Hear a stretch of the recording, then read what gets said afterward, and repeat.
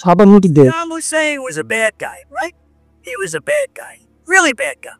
I've long said that the greatest danger facing our world is the coupling of militant Islam with nuclear weapons. There are hundreds of millions of peaceful Muslims. That is a fact. But that does not make that Islam itself. জাতিসংঘের পরে সর্ববৃহৎ সংস্থা। 180 কোটি মানুষের প্রতিনিধিত্ব করে যে সংস্থা, কিন্তু একই সাথে তারা তাদের কাজে চরমভাবে দেয়। উইঘুর মুসলমানদের দেখেও যারা না দেখার ভান করে, কাশ্মীর ইস্যু নিয়ে যাদের কোনো মাথা ব্যথা নেই, কিংবা রোহিঙ্গাদের জন্য তারা অনেক কিছুই করতে পারে, কিন্তু তারা কিছুই করেনি। বলছি ওআইসি এর কথা, অর্গানাইজেশন অফ ইসলামিক কোঅপারেশন। এই নামটা একইভাবে যেমন বিস্ময়কর, ঠিক তেমনভাবে হাস্যকর। খুব বেশি দূরে যাব না।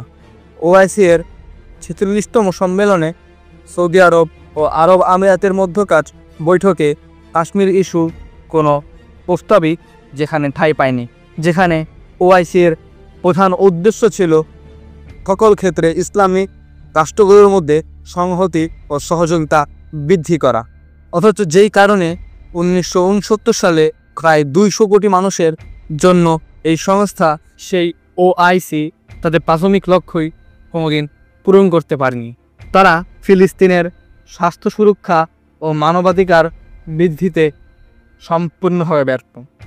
তারা বলেছিল তারা ইসরায়েলকে একঘরে করবে, কিন্তু বাস্তবে তারাই বর্তমানে একঘরে, নিষ্ক্রিয়, নিষ্প্রাণ। কিন্তু অন্যদিকে হাস্যকর হলেও সত্যি, ওআইসির জোটভুক্ত দেশগুলোর মধ্যে অনেকগুলো দেশের সাথেই ইসরায়েলের বন্ধুত্বপূর্ণ সম্পর্ক রয়েছে, আর এর মধ্যে সৌদি আরবও কিন্তু সামিল রয়েছে। Those who are with us today and those who will join us tomorrow, I say assalamu. আপনি জানলে আরও অবাক হবেন, গাজা অবরোধে ইসরায়েলকে সাহায্যকারী সবচেয়ে বড় শক্তির নাম ছিল এই ওআইসি জোটভুক্ত একটি দেশ, মিশর।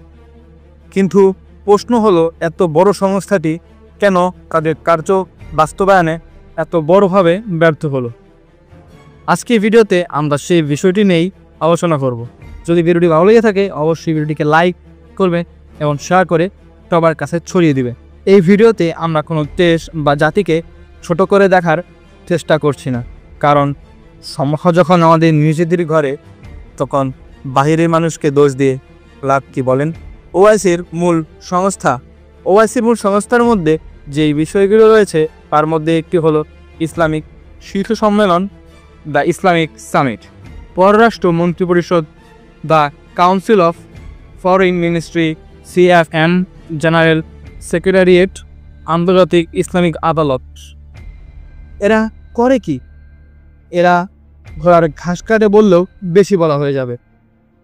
আপনি বিশ্বাস করেন বা নাই করেন, অস্থির মুসলিম বিশ্বের অবস্থা এতটাই খারাপ যে তারা শুধুমাত্র মাথা বোঝার জন্য ঠাঁই খুঁজছে, কিন্তু তারা সেটাও ঠিকভাবে পাচ্ছে না।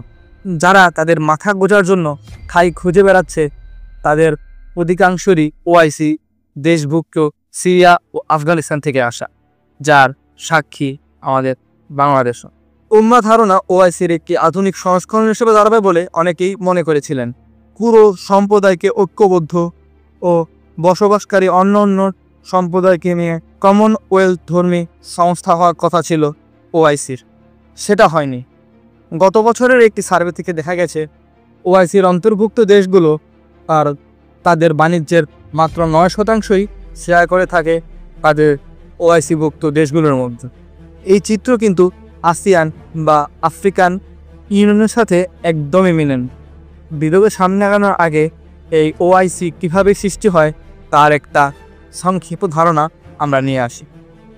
1969 সালে 21শে আগস্ট যখন মুসলমানদের অন্যতম ধর্মীয় স্থান মসজিদুল আল আকসায় যখন ইসরায়েলি বাহিনী আগুন দেয়, তখন থেকেই মুসলিম নেতৃবৃন্দ ও বিশ্ব মুসলিম উম্মাহ একটি সংস্থার প্রয়োজনীয়তা মনে করেন। প্রয়োজনের উপর ভিত্তি করে একই বছর 1969 সালের 25শে সেপ্টেম্বর গঠন করা হয় ওআইসি বা অর্গানাইজেশন অফ ইসলামিক কোঅপারেশন বা ইসলামী সহযোগী সংস্থা। ওআইসির প্রথম বৈঠকটি ছিল মুসলিম উম্মার স্বার্থ রক্ষা, এক কণ্ঠে কথা বলা এবং বিশ্বের মুসলমানদের উন্নতি ও মঙ্গল নিশ্চিত করার দৃঢ় প্রকল্পের প্রথম ঐক্যবদ্ধ অভিব্যক্তি। বিভিন্ন সামাজিক ইস্যু ও ফিলিস্তিন ইস্যুর পাশাপাশি কাশ্মীর ইস্যুও সমাধান করাটা এই ওআইসির কার্যক্রমের মধ্যে পড়ে। ওআইসির সদস্য দেশের মধ্যে এমন অনেক দেশ রয়েছে যারা দাঁড়িয়ে আছে সোনালী করলের উপর, এবং অনেক দেশ রয়েছে যারা দরিদ্র, কিন্তু তাদের রয়েছে দৃঢ় মানব শক্তি। যদি ওআইসি সত্যি ঐক্যবদ্ধ থাকতে চাইতো, তাহলে এই অফুরন্ত শক্তি ও অফুরন্ত সম্পদকে মিশ্রিত করে এক অন্যরকম জোট হতে পারত এই ওআইসি সংস্থাটি। কিন্তু লাভ হলো কি? বিশ্বব্যাপী ইসলাম ভীতি তো বাড়তেই রয়েছে। অকার্যকর এই ওআইসির সংস্থার মধ্যে খুব কম দেশই রয়েছে যারা বর্তমানে খুব ভালো রয়েছে। বাকি সবগুলো দেশই বিভিন্নভাবে অত্যাচারিত ও নিপীড়িত। সম্পদশালী অনেকগুলো দেশ ওআইসিভুক্ত হলেও ওআইসির সমগ্র জনসংখ্যার প্রায় 25% মানুষ এখনও নিরাপদ পানি ও খাবারের প্রয়োজনীয়তায় স্বাস্থ্যসেবা থেকে বঞ্চিত। আন্তর্জাতিক মানব উন্নয়ন তালিকায় নেই কোনো মুসলিম কান্ট্রি। ওআইসির এই অকার্যকর হওয়ার পিছনে সবচেয়ে বড় ভূমিকা রেখেছে জোটভুক্ত দেশগুলোর মধ্যে সংকীর্ণ রাজনৈতিক এবং জাতীয়তাবাদী স্বার্থ। সংস্থাটি একদিকে যেমন অর্থনৈতিক সহযোগিতা বাড়াতে ব্যর্থ, অন্যদিকে সম্প্রদায়ের ভিতরেই শিয়া সুন্নির দূরত্ব বাড়াতেও ভূমিকা রেখেছে এই ওআইসি, যা সুলাইমানের মৃত্যুর পর এক অনন্য উচ্চতায় পৌঁছে গেছে। ফিলিস্তিনে কি চলছে তা আমরা সবাই দেখেছি, ওআইসিও তা দেখেছি। ফিলিস্তিনের মুসলমান শিশুদের অমুসলিম ভেনেজুয়েলা লালন পালন করার দায়িত্ব দিতে চাইলেও সংস্থাটি চুপ থেকেছে।